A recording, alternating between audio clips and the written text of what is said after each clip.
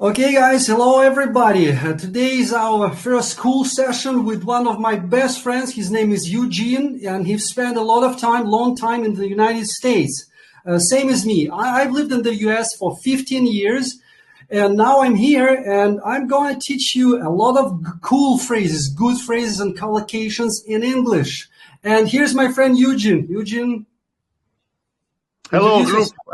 It's nice to meet everyone. My name is Eugene. In Russian, my name is Zhenya. And as Alex already mentioned, close to half my life I've spent living in the States, in the United States. I immigrated to the States when I was 9, went to school there, finished university there. And then I came back to live in Crimea and in Russia eventually. So that's my very quick background history, and I'm happy to help with this little video session. Okay, cool. Okay, today I'll ask you one question about one cool idiom, right? I don't know if you know the meaning, but for me, I've heard it first time, actually.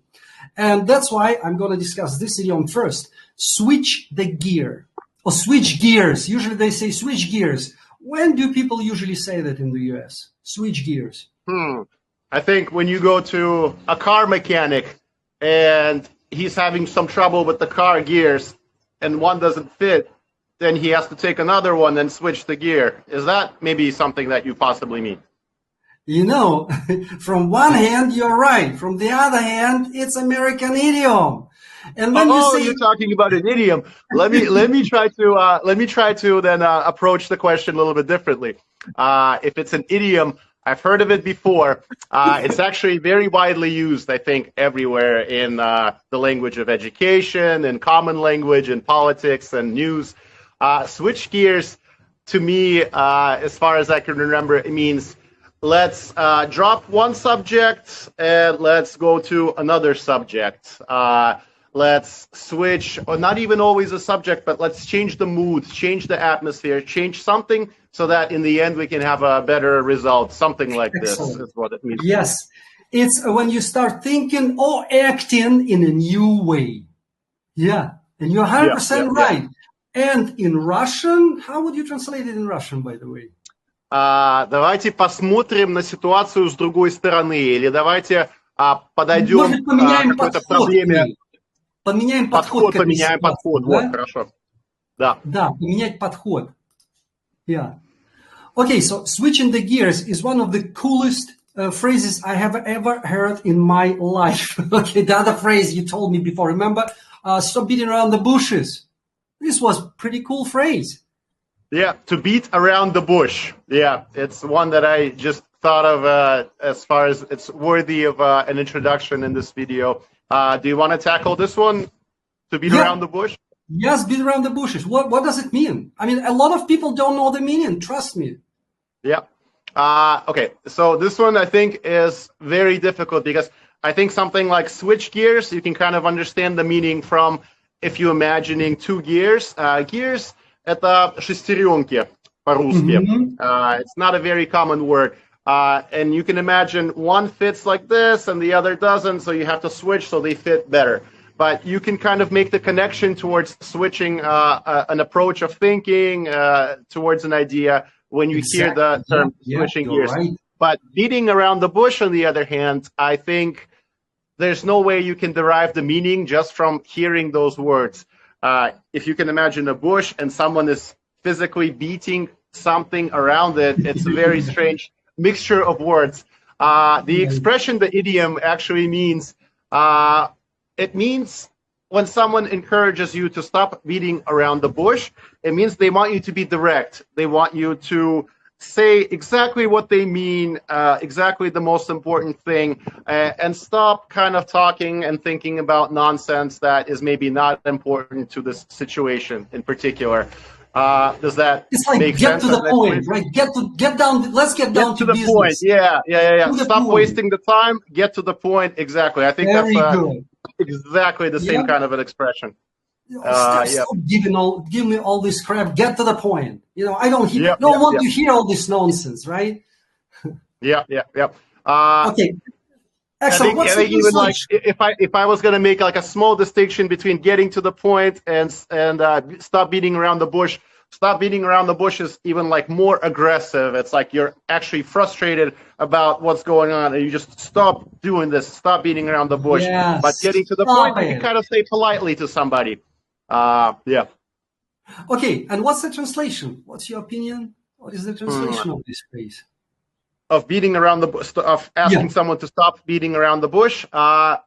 Наверное, что-то типа прекрати, ой, тяжело сказать, прекрати обходить то, о чем нужно поговорить.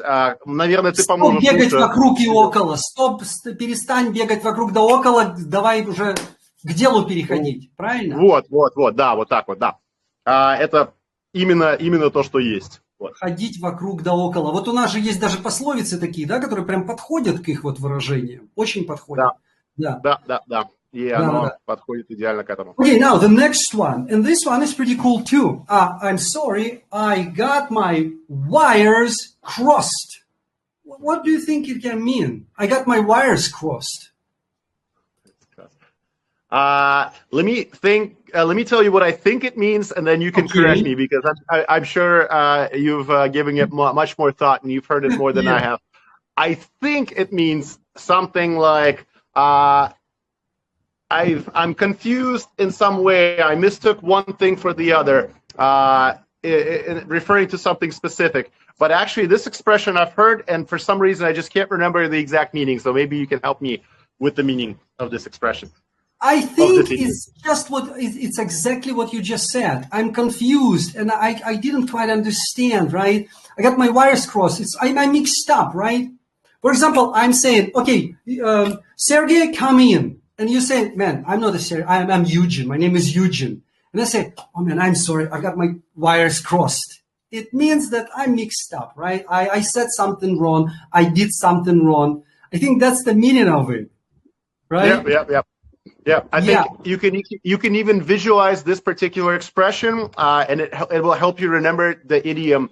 Let's say you have a laptop and you need to plug in, let's say, the headphones into the laptop, and you're plugging in the headphone wire into the USB drive, and it makes this strange, confusing situation where nothing is working correctly. So you can visualize this example, and it'll help somebody remember the idiom, I have my wires crossed, for example. That's the best explanation I could expect. So if you get confused or mixed up, or you made a mistake, right? And probably, you've got some different understanding of the situation. That's when you can say, I have got my wires crossed, when you didn't understand, when you mixed up, when you've already mixed up, right? What do you think it's in Russian? How you can translate this one? Boy, I'm having trouble thinking of a clever one that sounds like an idiom, но что-то я все перепутал, что-то до меня не доходит, что-то я немножко торможу. Those are the only things that are coming to my mind, but I'm sure there's a better one that you have. Я перепутал, я напутал. Yeah, I think it's exactly what you just said. Я перепутал, я напутал. И это не совсем то, что я имел. Да. Это именно как раз, я думаю, это и есть. Ну, если, допустим, ты нечаянно сказал, но потом ты говоришь, I mixed up, that's my wrong, my mistake, right? Да. Кстати, мы по поводу них дали примеры, но мы еще не дали пример к прошлым. We didn't give an example of the last idiom of the one where stop beating around the bush. Maybe for our listeners, we can give an example as well. Let's do this one. You're right. Give me an example for stop beating around the bushes. I think a good example, and I think this phrase is actually used in this particular situation, would be, imagine a patient has a serious health condition, and he has already given his tests, his blood tests, his other tests to the doctors for the analysis. And then he goes to finally see the doctor, and the doctor is supposed to present him with results. If you can put yourself in the place of the patient, he just wants to know one thing: if he's going to be okay, maybe if he's going to survive, or if he's going to have some long-lasting health consequences that are irreparable, for example. And so he goes to the doctor, and they sit down, and for the first 10 minutes, the doctor is kind of giving him a little bit of history. Well, this could happen, but sometimes this, and constantly on the mind of this patient, he just wants to know, doctor, just tell me, am I going to be okay? So in this case, he goes, doctor, please stop. I just want to know one thing. Stop beating around the bush. Tell me, am I going to live? Am I going to have some problem that's long lasting? And then the doctor at this point is expected to say no or yes. Hopefully we pray for the patient that the doctor says yes, I think. Right. Okay, that's a very good explanation, by the way, Eugene. I love the way you do that. Yeah. Okay, now, what do you think means the phrase? What does it mean? Be on the ball. Be on the ball. That's a weird expression, by the way. For example, oh man, you are on the ball. What does it mean? You are on the ball, or she's on the ball. On the ball, like an animal. On the ball, no, on the ball, like round ball. On the ball. Let me think. Be on the ball. You know, this one, I have no clue whatsoever. So it's something that you're going to have to. What is the most precious thing? It's your reaction. Because you see sometimes people who even lived in the United States for so long, but they don't know, they don't have any idea what phrase is that, right? Because some phrases, they just don't make any sense even for American, right? So be on the ball, like what do you usually imagine? You are standing on the top of the ball, right? That's what, be on the ball. You know what's interesting thing about this phrase? Like a typical, like I have to visualize standing in front of a bowl, like on the top of a bowl that's someone, like an eating bowl, yeah? Like a bowl for cereal. No, actually, what they mean is to stand on the ball, which is like playing ball. You know? Oh, a ball. Yeah. Okay, thank you. Yes, and that's how I imagine that. But I was kind of surprised when I learned that the meaning of the phrase is to be quick to understand and react to things. For example, if I'm telling you, you know, do you know this woman? You know, she looks very silly, blah blah blah. But you tell me, you know, Alex, it's not true. She's really quick on the ball. So it means that she's really quick to understand things. She has very good reaction on things, and I mean that's the thing, to be quick on the ball. Yeah. Okay. I understand completely. I think there's a similar also expression. You can say someone's good at thinking on their feet or something like this. I'm not going to say 100% that that's the exact way that is being said, but there's another similar one. If it comes to me, I'll let you know. But now I have +1 idiom in my head. So thank you, Alex. Go ahead. Tell me. No. I mean, +1 is the one that you, I've learned a new idiom from you. That's what I meant. Okay, so now I want to ask you something which a lot of my students, they're asking me about this phrase, this particular phrase. It's a pretty cool one too. To get the hang of something. To get a hang of something. For example, I want to get a hang on something, on this job, on this, I don't know, on this subject, on this project. I want to get a hang of something. What does it mean? This, from all the expressions that we've mentioned so far, is got to be the most common one and extremely important one. Getting the hang of something basically means becoming used to something, becoming proficient or becoming good at something. And typical example is very often your boss at your new job will ask you, he doesn't expect you to completely master something, some activity, but he just wants you to sit down, to play around with some, or look over some information and just get a hang of what's going on, or get a feel, or get a hang for how to approach a particular situation or use something. It can be a computer program that a person hasn't used before. It can be a particular way that the company decides to do some specific task. So is that kind of what do you think? Yeah, you're right. Is when people do something pretty well, right, and they get used to it. They get a hang of it, right? So after long practice, they become almost like experts in something. You know, that's how I see it. Yeah, that's exactly what you just said. Yeah. I think you corrected me a little bit, and you were correct to do so. I think there's like a little bit of step. At first, you don't know how to do something, and then you know how to do something a little bit, and then the next level is you really get the hang of it. Maybe you're not the master of this yet, but you're definitely at a proficient level. And I think you corrected me well. It's not kind of like the beginner's level of knowledge, but it's when you're comfortable with doing something and when you're not confused by it. That's exactly what it means. Yep. And I completely agree with you. Now, the next one. What do you think means a gray area? That's a gray area. Some people say that's a gray area. What does it mean? Like the color gray. Yeah. Yep. This one, extremely widely used, very common. A gray area is you have some things that are clear as far as information, as far as maybe the future. And if you say something, this is a gray area, it's some part of this information that is confusing or unknown, or you're not sure what's going to happen. So you can say, maybe if I can give an example, what are we going to do with this project at the company? Well, for this project, everything is clear. We know exactly what we're going. And then the boss asks you, or somebody asks you, well, what about this other thing that we have planned?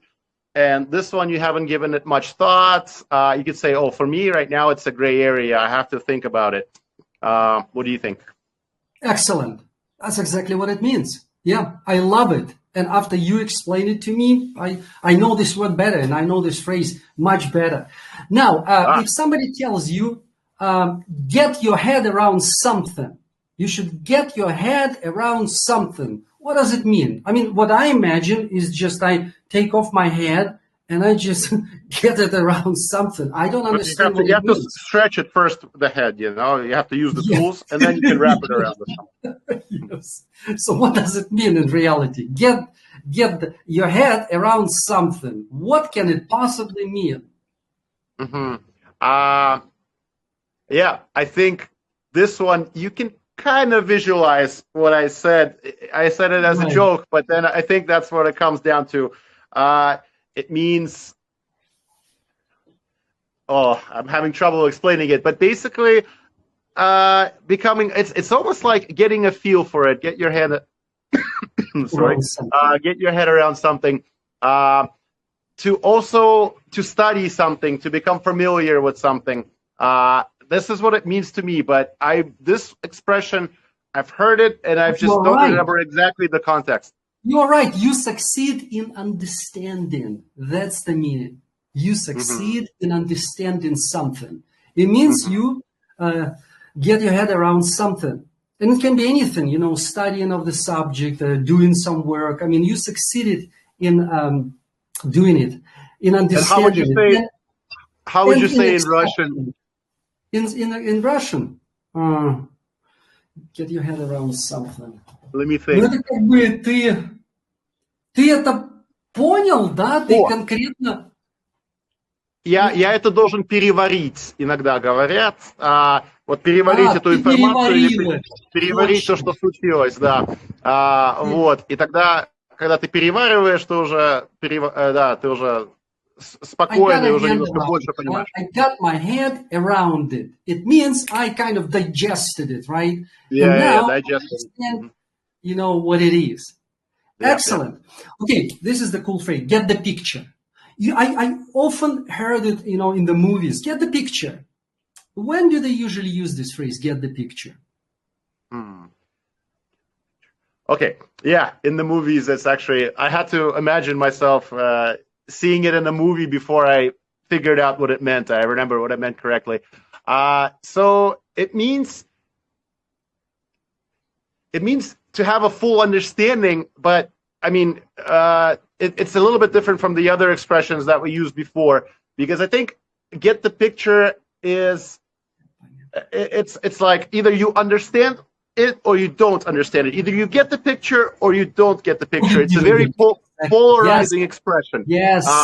There's no middle ground. It's not like to become familiar with something. What was the other expression that we used? To wrap your head around something. Get your head around something. Get your head around something. It's like if you hear this click, you get it. You get the picture. But if you don't, Exactly. you just have no idea what's going on. You don't get the picture. Yeah, like an example, right? For example, I'm telling you a story. Something happened, right? And I see your eyes. You kind of missing it. You don't understand what's going on. So I can ask you, did you get a picture, right? Did you get a picture what I just said? Did you get a picture that I just showed to you, right? I mean, it's like, I don't know. I told you that there was some meeting, right? And there were hundreds of people who were attending this meeting. And then I can say, did you get the picture, about all this crowd of people, this meeting? Did you get the picture of what were they discussing at this meeting? Did you get the picture, the whole picture of it? I think that's exactly what it means. Or you can say, didn't you get the picture? Right? Like, did you kind of understand what I just said? I think that's, like you said, understanding or not understanding, or missing the point, missing the picture of what happened. Right? Yep, I think so. Exactly. По-русски как это можно... По-русски тяжело, да, вот сделать, отличить именно это выражение от других похожих. Но у меня вот что-то только что крутилось в голове по-русски. Может быть, ты подскажешь, как это правильнее сказать. Get the picture. Ты, короче, ты уяснил, ты поймал вот эту картинку, что я тебе только что описал. Но это даже так мы не говорим, ты поймал картинку. Как нам, это по-русски даже сказать? Можно только через сленг мне приходит в голову. Ты врубился наконец-то? Ты врубился, да, Ты дошел уже, вот только так вот. А другими словами, более грамотными, к сожалению... Да, более грамотными словами по-русски у меня не получается. Да, ты врубился, точно. Кстати, классно, ты врубился. Я, знаешь, у меня сразу, ты визуализировал вот это. Это, еще такая глупее не придумаешь. Okay, when people tell you that they don't have a clue, what do they mean by that? When people tell you they don't have a clue, it means they have no idea on this particular subject that we're talking about. So, as an example, you go to somebody and you think maybe it's a teacher. Let's say it's a teacher who teaches art, and you go to him and you say, look, I'm using Photoshop and I want to change the setting to make the colors more reflective, something like this. Can you show me? And the art teacher is going to say, look, I'm an actual art teacher. I do things by hand. I have no knowledge on computers. I don't have a clue on how to do this. Right. So that would be an example. In Russian, it would be like, да я понятия не имею. I don't have a clue. Да. У меня даже, I have no basic knowledge of it. Exactly. I don't have a slightest clue. Я малейшего понятия не имею. Да? I don't have any idea. Okay, this is a very cool translation and a cool phrase. Now, jump into conclusion. Sometimes they say just jump to conclusions, right? Jump to conclusions. What do you think it means? Jump to conclusions. Yep. Jump to conclusions. It's actually, you can use this phrase in a positive way, and it's often used, I think, in a negative way. It means pretty much сразу принимать решение, да? Принимать решение или принимать вывод. Вот что же значит эта конкретная ситуация. Очень часто она звучит как негативная, то есть you jump to the conclusion too quickly. Ты слишком быстро, то есть ты не обработал всю информацию, you haven't gathered all the information. Without knowing all the facts, because probably there is some other truth about it, and you have already jumped into conclusions, right? And you can do mistakes. You can make mistakes when something like that happens. Never jump to conclusions. That's what Americans sometimes say. Yeah. I'm sorry for my little cat phone call situation.